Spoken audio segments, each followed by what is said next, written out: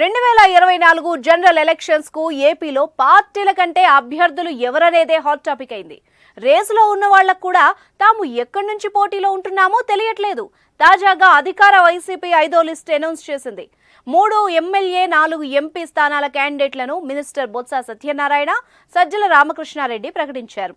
నెల్లూరు ఎమ్మెల్యేగా ఉన్న అనిల్ కుమార్ యాదవ్ ఈసారి రాజ్యసభకు పోటీ చేయబోతున్నారు. అతన్ని నరసరావుపేట ఎంపీ అభ్యర్థిగా ఫ్యాన్ పార్టీ లేటెస్ట్ గా ప్రకటించింది. గజం కేవలం 26,000 రూపాయలతో 165 గజాల భూమి కేవలం 52 లక్షలు మాత్రమే. వైసీపీ 5వ జాబితాలో 3 కొత్త పేర్లు వెలుగులోకి వచ్చాయి. నూకతోటి రాజేష్, రేగం మత్స్యలింగం, సింహాద్రి చంద్రశేఖరరావులు ఉన్నారు. అరకు అసెంబ్లీకి గొడ్డేటి మాధవి ప్లేస్ లో మత్స్యలింగానికి ఛాన్స్ దక్కింది. మాధవికి అరకులో వ్యతిరేకత వచ్చిందన్న టాక్ తో హైకమాండ్ వెనక్కి తగ్గినట్టు తెలుస్తోంది. తిరుపతి ఎంపీగా మళ్లీ గురుమూర్తికి అవకాశం దక్కింది. అవనిగడ్డ ఎమ్మెల్యే సింహాద్రి రమేష్ బాబుకు బందరు లోక్సభ నియోజకవర్గ బాధ్యతలు అందుకోబోతున్నారు. అవనిగడ్డ బాధ్యతలు సర్జికల్ అంకాలజిస్ట్ సింహాద్రి చంద్రశేఖరరావు చేజింకించుకున్నారు. కాకినాడ లోక్సభ నుంచి బరిలో చెలమలశెట్టి సునీల్ ఉన్నారు. అయితే వరుసగా 3 సార్లు చెలమలశెట్టి సునీల్ ఓడిపోయారు.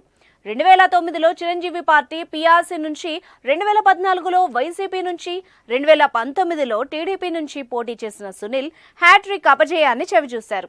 అయినా సునీల్ను కాకినాడ నుంచి బరిలో దింపడంపై వైసీపీ వర్గంలో హాట్ టాపిక్ అయింది.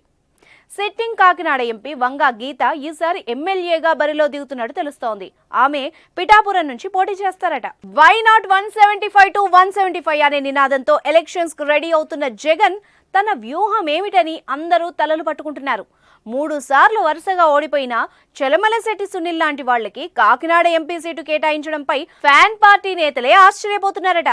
అంతేకాదు, నెల్లూరు ఎమ్మెల్యేగా ఉన్న అనిల్ కుమార్ యాదవ్ ను తీసుకొచ్చి నరసరావుపేట ఎంపీగా పోటీగా సిద్ధం చేస్తున్నారు. ఇతర జిల్లా లీడర్లను ప్రజలు గెలిపిస్తారా అనే అనుమానాలు రేకెత్తుతున్నాయి. అయితే తమ పార్టీ ప్రభావం, ప్రజల్లో ఉన్న ఆదరణ తమకు పట్టం కడతాయని అధిష్టానం అగ్రనేతలు చెప్తున్నారు.